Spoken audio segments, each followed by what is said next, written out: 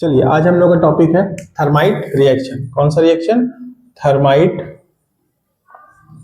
Reaction. CBSE में अक्सर ये पूछा जाता है टॉपिक, एमसीक्यू में पूछ लेगा, यूजेस में पूछ लेगा, लॉन्ग 2 नंबर 3 नंबर में पूछ लेगा। तो इसमें थर्माइट रिएक्शन में होता क्या है? इसमें जब iron oxide Fe2O3 plus aluminium के साथ रिएक्ट होता है, तो देखिए पहले रिएक्टिविटी सीरीज में क्या होता है? Potassium, sodium, calcium, magnesium, aluminium और आयरन। तो रिएक्टिविटी सीरीज में एल्यूमिनियम किधर है? ऊपर है। एल्यूमिनियम किधर है? ऊपर है। तो एल्यूमिनियम क्या करेगा? आयरन को डिस्प्लेस करेगा। एल्यूमिनियम क्या करेगा? आयरन को डिस्प्लेस करेगा। डिस्प्लेस करेगा तो यहां से एक क्वेश्चन और बन गया, दिस इज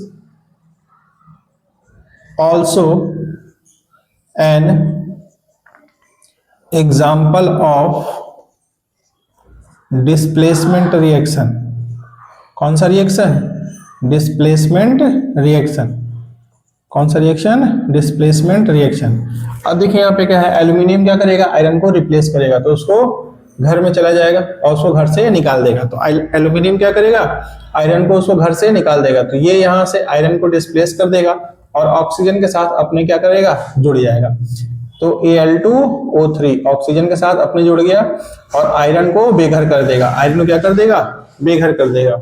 ये सॉलिड फॉर्म में रहेगा। और ये जो है यहाँ पे मेन समझने वाला बात ये है कि आयरन यहाँ पे मोल्टेन स्टेट में होता है। आयरन किस स्टेट में होता है?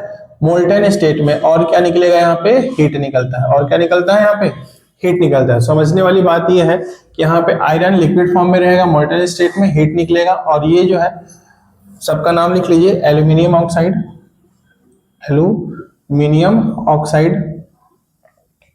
और यहाँ पे ये है आयरन ऑक्साइड, आयरन 2 ऑक्साइड या फेरस 2 ऑक्साइड, और ये एल्यूमिनियम मेटल है। ये बेसिकली किया किस लिए जाता है कि हमको आयरन जो है वो किस फॉर्म में मिल जाए? लिक्विड फॉर्म में मिल जाए। आयरन किस फॉर्म में मिल जाए? लिक्विड फॉर्म में मिल जाए। इसलिए ये रिएक्शन कराई जाती है। इसलिए ये रिएक्शन कराई जाती है। तो अब इतनी जरूरी क्यों है कि ये रिएक्शन कराई जाती है आयरन को लिक्विड फॉर्म में मिलने के लिए? सिर्फ और सिर्फ इसलिए कि इसका जो यूजेस है वो इंपॉर्टेंट है। यूजेस जो है वो क्या है? इंपॉर्टेंट है। यूजेस क्या होता है? ये बेसिकली किस लिए यूज होता है? बाई ज्वाइनिंग, रेलवे की पटरियां जोड़ने के लिए, to joining railway track, railway की पटरियां जोड़ने के लिए यूज होता है। और किस लिए यूज होता है?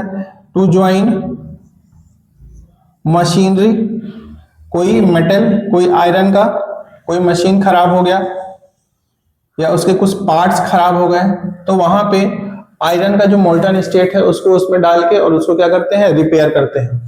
तो ये जो रिएक्शन है सिर्फ और सिर्फ इसलिए होती है कि आयरन के हम लोग लिक्विड फॉर्म में पाना है, इसलिए ये रिएक्शन कराई जाती है। ये रिएक्शन ध्यान दें, सीबीएसई क्लास 10 के लिए बहुत ही इंपॉर्टेंट रिएक्शन है। ये आना ही आना है, हर बार लगभग पूछता है गैप करके या कभी कभी कंसिक्वेंटली पूछ लेगा। ठीक, क्या होता है इसमें?